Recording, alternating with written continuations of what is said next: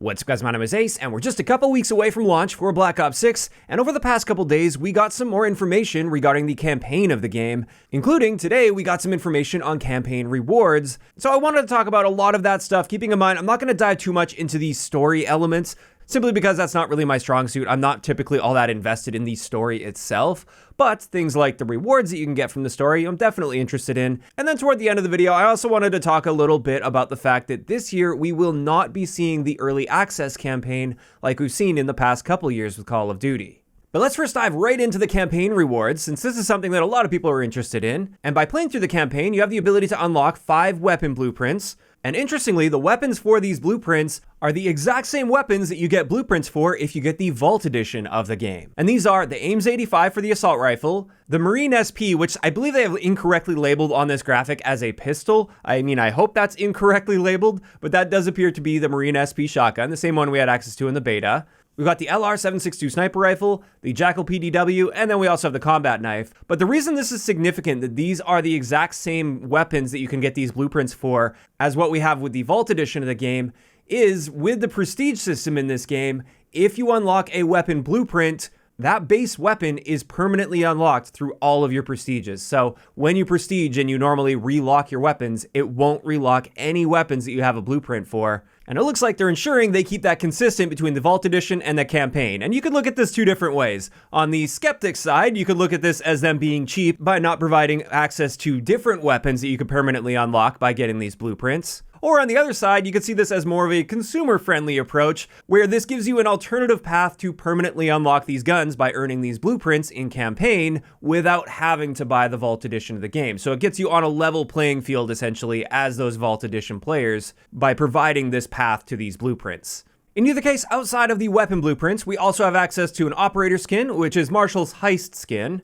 There's also a loading screen with Adler on it, a finishing move using the pickaxe, a spray called Slip Sauce, and then multiple stickers and charms. Now it does say earn these rewards and more, so there's going to be additional stuff on top of this, and I do think at least a lot of what they're referring to there are the calling cards that we're going to have access to as well. And they showed off at least a selection of the calling cards that we'll gain access to in the campaign. I don't know if this is a comprehensive list of them, or if it's just some of them.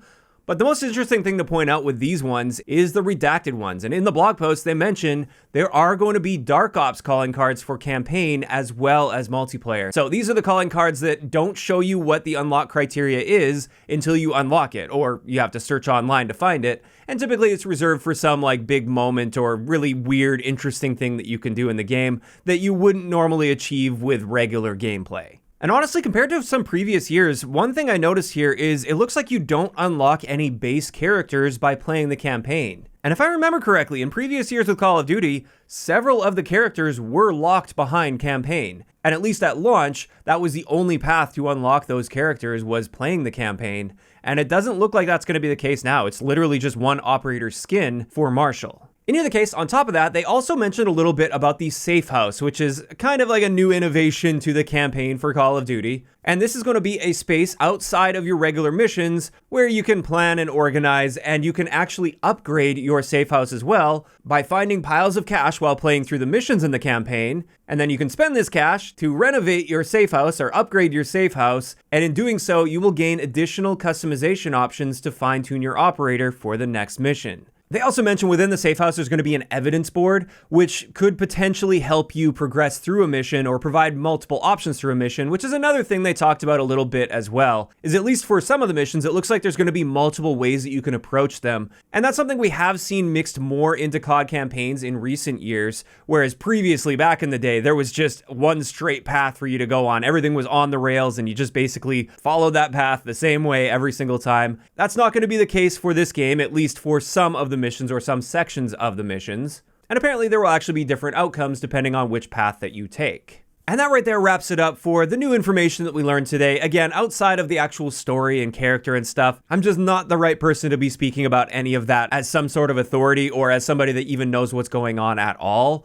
And there's a good reason for that, and this sort of segues into my next section here, and this is talking about the early access campaign that we won't be having in Black Ops 6, but we have had over the past couple years with Call of Duty. Now, this isn't brand new information. We found out about this a little while back, but I didn't feel it was worth making an entire video on, at least for my channel. It didn't really make much sense. But since we are on the topic of campaign, I think this is a good place to be talking about this a little bit and sharing my thoughts on it. But essentially, for those that are unfamiliar, for the past couple years with Call of Duty, if you pre-ordered the game, you could actually gain access to the campaign, and only the campaign, 1 week before the actual release of the game. So 1 week before multiplayer or zombies or whatever the equivalent is opens up. And in my eyes, this was an amazing step forward for the Call of Duty franchise. I loved the fact that they've been doing this. And the simple reason for this is, for me and many others like me, when a Call of Duty game drops, all of our interest is in the multiplayer side of things. That's what I buy and play Call of Duty for, is the multiplayer. I don't really care too much about the campaigns, and that's also why I don't really feel that comfortable talking about the intricacies of the story in the campaign, because I'll be honest, I've actually skipped many Call of Duty campaigns. I have never played them. I have never experienced them,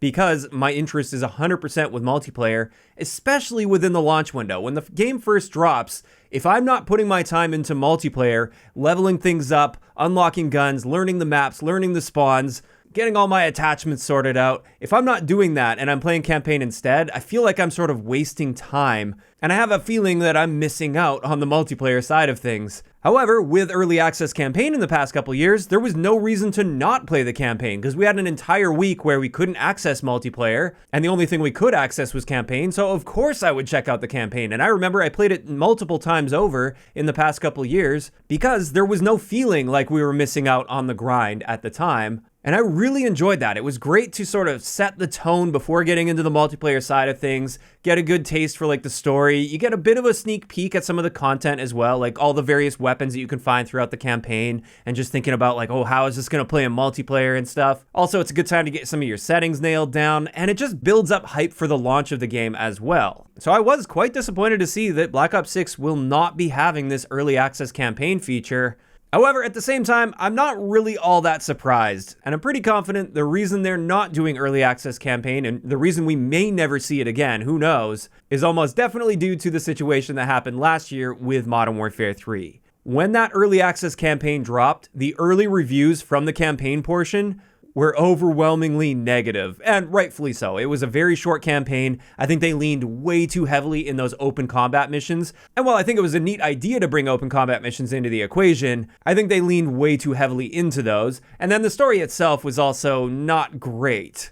But what that meant is before the multiplayer even came out for that game, the reviews for Modern Warfare 3 were overwhelmingly negative. As a result, after launch, when people start looking in to see if Modern Warfare 3 is worth getting and they see the reviews are just terrible, the ratings are super low for the game, then that likely turned a lot of people away from getting Modern Warfare 3, even if they didn't care about the campaign and they just wanted to play the multiplayer. They see the low ratings and they assume that applies to the entire game. And had they not done early access, I think Modern Warfare 3's early reviews likely wouldn't have been nearly as bad as they were, because of that early access campaign and the fact that the campaign just wasn't very good. So for Black Ops 6, I can understand why they'd want to just play it safe and avoid even the potential for that happening. At the same time though, it looks like the campaign for Black Ops 6 is shaping up pretty good based on the little bits that we've seen so far. We did see that campaign walkthrough mission. It's looking solid. They've had a really solid development cycle as well for this, as far as we're aware, unlike with Modern Warfare 3, so it doesn't seem like it's rushed or anything.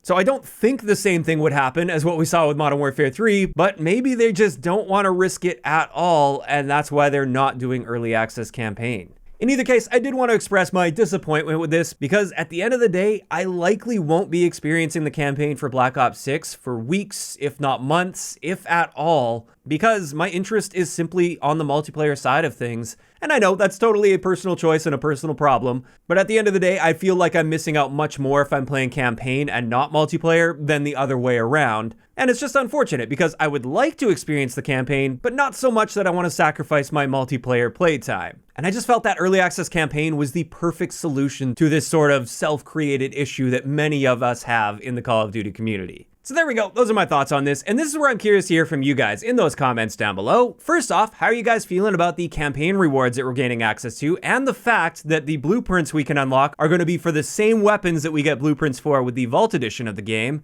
And then I also want to know how you guys feel about the fact that we won't have early access campaign like we've had for the past couple years. Also, I guess just one final thing, I am curious to hear from you guys as well. With all of the modes launching at the same time with Black Ops 6, What are you planning on playing first? Are you somebody that hops into the campaign first, finishes that completely, and then gets into the multiplayer? Or are you like myself that dives directly into multiplayer or zombies if that's what you're really into, and then you just sort of save the campaign for whenever you can get around to it? Just let me know all of those thoughts down below. If you enjoyed the video, a like rating is always appreciated, and don't forget to subscribe for more if you haven't already. I'll talk to you guys next time.